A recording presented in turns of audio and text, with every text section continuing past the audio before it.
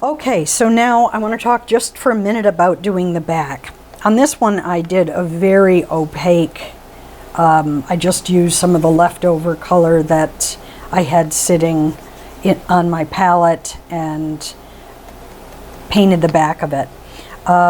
You can leave your sample if you want. And what I mean by that is you used this for practice, and if you like what your practice looks like, you can just leave it. And that can be your back. I would recommend that maybe you cover the whole back in that technique, or at least a portion of it. And what I've done here is I've taken some of the paints that I have left over. I'm just kind of doing a mix, and I'm painting them on. I'm kind of mixing the paint on each section of it as I go. I don't worry about it too much because, I mean, unless you've got nosy neighbors who are lifting up your things and looking at the bottoms of them, I don't know why whatever color you paint this would be an issue. But, and I try to get rid of a good deal of the white. You probably will only have to do one coat of this, but if you feel like this one has 2 coats. If you feel like you want more than 1 coat on it to really cover it, go ahead. The reason that I told you before to make sure that you dry brushed the sides is you really don't want to be bringing this up onto the sides. It'll spoil the look of it, and whereas this just continues that color mix that you did. So I would avoid that. As you can see, I did it here.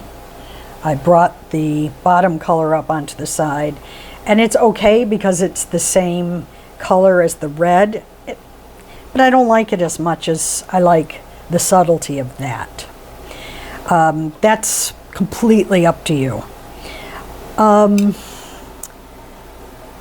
Also, I want to remind you that it's really important for you to, with a Pigma pen or a marker, whatever you like to use, to sign the back of it and to put a little date on it.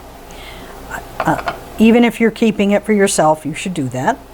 And when you are finished, that's when I use Mod Podge, or I used some other sealing medium to close it all up, because you don't want water to get on it and it to be ruined.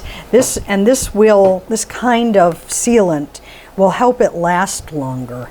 Also, I mean, technically, this should be around as long as ceramic is.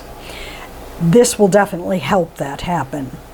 With ceramic, you fire it and you use a glaze, probably, and the glaze turns to glass and vitrifies. That's turning to glass, and gives it stability.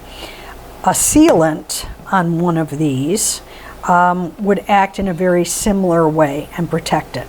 That doesn't mean you can put it outside.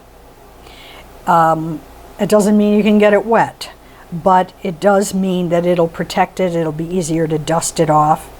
So I would use, if I were doing this, I would use a flat brush. I would let this dry for maybe a day or so that I wasn't lifting up any of this paint that I went to the trouble of doing.